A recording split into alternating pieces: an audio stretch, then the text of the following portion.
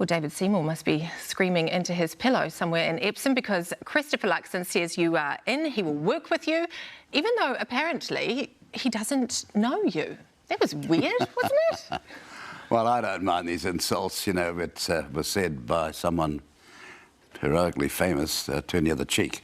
But you've got to remember what that phrase is about. You turn the other cheek to make sure it doesn't happen again.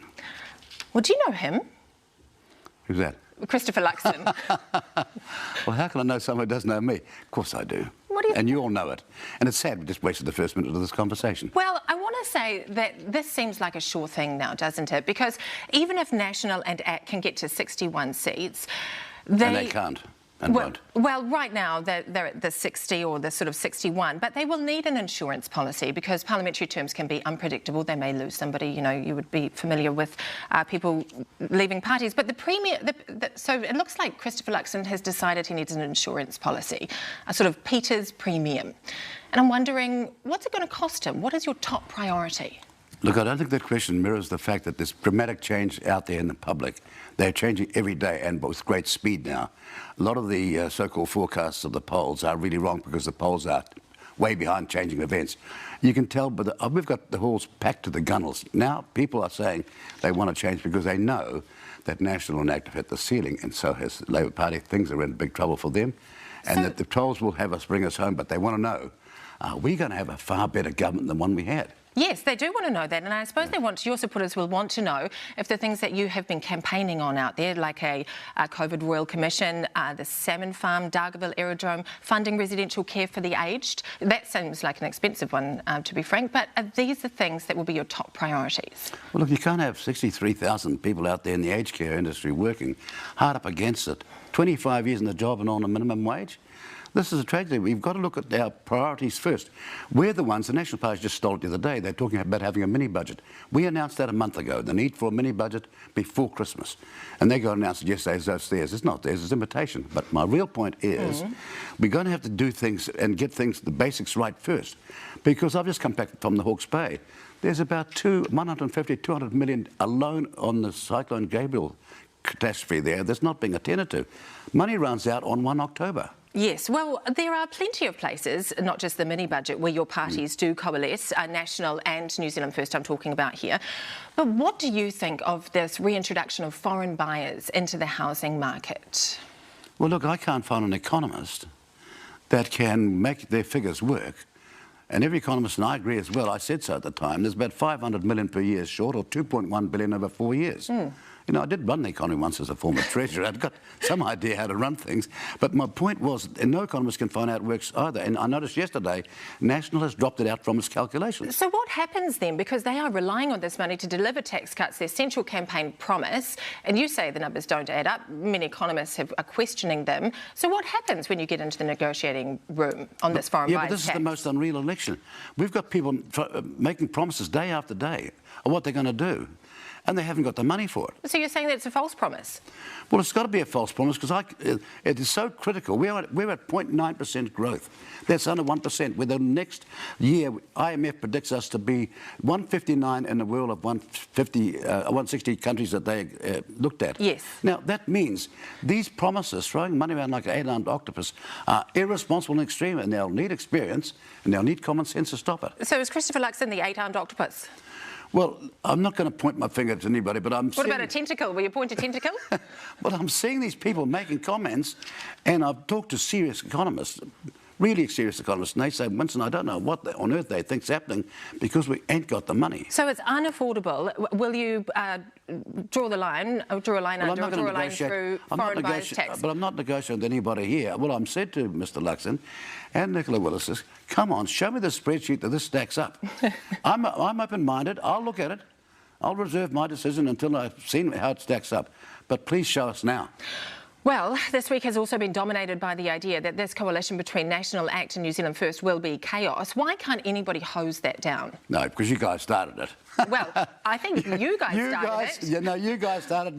You carry on as though. Look, the All Blacks are playing right now. They're the combination of all these provinces going head to head and scrapping every darn month.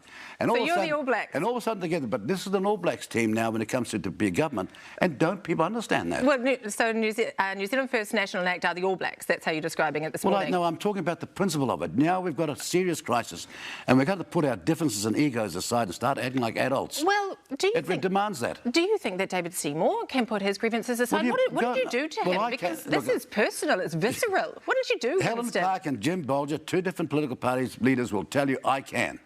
Can he? That's my bona fides. Can he? That's my good faith. That's Latin for good faith, of course. No, you ask him, don't ask me. Well, you once threatened to knock him out in a boxing ring on Facebook. I did not. You did? No, he accused me of being, you know, on a sort of an Zimmer frame, and I said, look, you and I having a scrap at the last 10 seconds. You hit me, I hit you, and the ambulance were hitting 60. No. Or 100. I think it was 100. I don't want to fact check you. Well, it's K's, see. 100 K's, 60 miles an hour. But you threatened to knock this person out. You've had a long... I just said this would happen if you want to behave like that. This is what would happen if you want a physical contest. I think that's what they call a threat. Statement. Oh, I think it's not a threat. It's not a threat. Look, I was going to say something there, but you'd call that a... Oh, you're going to threaten him again, No, you would say, oh, you awful men are saying that, so I'm not going to say it. I'm curious about what it is now. Well, I don't want to be reported to the SPCA. The mind boggles. Now, don't say that's against Seymour. It just comes as a surprise to me. It's a bit of something funny. The mind boggles. In any case, David Seymour says there can only be one party around the cabinet table with National. Who's that going to be? Can I just tell you that you've interviewed all the other leaders, and I'm here now for 12 minutes, and they're rapidly going by, and you're spending all your time with two other political party leaders, which is not what's fair. Well, surely New Zealand First is entitled to put why it's on this mission, why it's going to be making sure that co-governance stops, why they think why they believe National Nat can't be trusted on it, because they're both for co-governance in their DNA. And I see the National Party candidates now arguing for it. The one in Christchurch Central, the one in Waikato. We've got a serious crisis coming here because it is corroding our democracy, and we have to save this country's democracy right here, right now. Well, I'm glad you brought it up, because you have already given Christopher Luxon quite a workout this week. There were accusations by the Prime Minister during the leaders' debate that you're race baiting around this issue of co-governance. So we have that moment. Let's take a look. Paddy, I've got a quote I want to give you. This is a quote from last week, and it's from a New Zealand First candidate speaking at a Meet the Candidates meeting. And I get a bit angry about this, because this is a direct quote.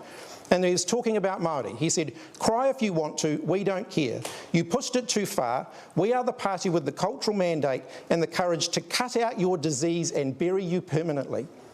Christopher, you're willing to work with these people. Why? Well, I'll tell you why. Because look, I'll tell you what's going to happen is I don't want to work with New Zealand First, but I am going to make the call if it means that I stop you to Party Māori and the Greens coming to power in 3 years. Do you think that's racist? I do. I don't think that's acceptable at all. So why are you willing to have them sitting around the cabinet table? I don't think that's acceptable at all. So I think both of them agreed there that those comments, they say, are racist. Well, sadly, Mr. Luxon should have held his opinion until he knew what it was about. He didn't wait for context, he didn't wait for fact, and he was being lied to. Valentine 3 weeks ago was not talking about Maori. He was talking about the disease, the virus of co-government and how it corrodes our democracy. It's in his statement. I checked it out. Hold on. And I've defended that for the last 3 years in my campaign to stop this happening. But he says, we are the party with the cultural mandate and the courage to cut out your disease and bury you permanently. Yeah, well, the co-governance is the disease. No, that's not he's not talking about an esoteric concept of co-governance. He's talking about excuse me, Māori. I'm telling you... And he said that it was about elite Māori I'm telling you as a leader of New Zealand First and the person who's talked to Valentine, Valentine is repeating my comments all around New Zealand that's packing the halls, that it is a disease, it is a virus, and we're going to do just that. But what is a disease and a virus? Is it Māori or is it let's go back to Mr. Luxon's inexperience and falling for it. He got sucked in with a lie. No, well, let's go back to the statement, because you're not talking about burying co-governance there. You're talking about burying elite Māori. No, we're not talking about burying elite Māori. I'm Māori and proud of my Māori background. We've got more Māori in our party, but we believe we are New Zealanders first. We're not here on an ethnic mission. We're on a mission for all New Zealanders. But that's the difference. This is coded racial language. No, it's designed to whip up anger and get votes. I'm sorry. Everybody can see that. I'm sorry, with the greatest respect, I'm not putting up with ignorant commentators like you saying that I, for example, have spent my whole career working for Māori and other great causes. Mr. Peters, attacking me is just a deflection. But I'm not going to be able to It's not addressing the point that this is coded racial language and everybody can see it. See, I'm not going to be able to talk like that. If you want to talk to me seriously, then how about we have some respect and give me my chance to answer. I've got a book here I brought along for you because I know you haven't read it. It's the most brilliant Maori, Upper Ngata story about the Treaty of Waitangi. I believe him. I don't believe these elite Maori that you're trying to defend, who are self-appointed and who never talk about the most important person, the poor Maori at the bottom who's getting nothing from their causes. I want to talk to you about them. I want to talk to you about the treaty in just a second, but I also want to bring up something that's happened this week. The Māori Party says last night that this polarising and divisive campaign that's being run along these lines of race has resulted in Hana Rafiti Maipi Clark. She had a home invasion this week. This is unacceptable, isn't it? This is simply lazy journalism. Actually, can I finish? The Māori Party. Can I finish? They blame you. You've asked the question, now interrupt me before I've got a chance to answer. Stop your lazy journalism. Please. Stop your lazy journalism. This is a lie. The Māori Party is based on race. It's based on the Maori race, and I've said from the word go, I'll never work with that party because it's based on race. And look at their platform. They say that we have got special DNA superior to you. Don't you understand how racial they are? I'm talking to you about what racist they are? The real-world consequences of this polarisation and division. That's not a real consequence. You just made it up. That must be unacceptable to you. A politician's home invasion? Look, sorry, you just frivolously made that up, that somehow us calling them out for being a bunch of racists and superior people who say that we got better DNA than European. That's what he said, didn't he? And all of a sudden, I'm responsible for that? Give me a break. Well, I can tell this is going to be, this is, it's bubbling over, isn't it? This is all bubbling over. No, you'll be better informed when this is over, and so will the media, but you're not going to win this campaign. I'm curious about your comments, Mr. Peters, about that Māori are not Indigenous. Is that because you don't believe in the treaty? No, because a genius, anthropological genius, and also a brilliant member of Parliament called Peter Buck went all the way to Hawaii as well as part of his political career. He said so. Peter Buck is a genius. Do you believe in the treaty? Ngata, Pomare and Buck agree with him. And so did Carroll, the first Maori who came a long way to become Deputy Prime Minister in politics. I'm talking about 5 geniuses who agree with me, and I agree with them because they're geniuses. And I'm not taking it from people who say to me, you can be Indigenous in 2 countries. Look, I went to court. Peters, do you believe in the treaty? Because it seems to me that by undermining, whether or not Māori are Indigenous, that undermines the validity of the treaty. Is that the point? What a shallow conclusion. I'm asking you. What a shallow conclusion. Of course, I believe in the Treaty of Waitangi, 3 clauses, and I don't want them manufactured to be what others are saying it is, against the advice of Ngata, Pomare, Buck, Carroll, and all those people I got great confidence in. OK, so do you want a referendum on the principles like David Seymour does? Well, how can you have a referendum on the principles in 2026 and deal with this problem now? That just shows that Mr Seymour is about imitation. Hobson's pledge went to him on this matter in 2017. You know what he said to them? But there's no votes in that. And now when he sees New Zealand First trying to alert the country to this, he's jumped on board, but it's pure imitation.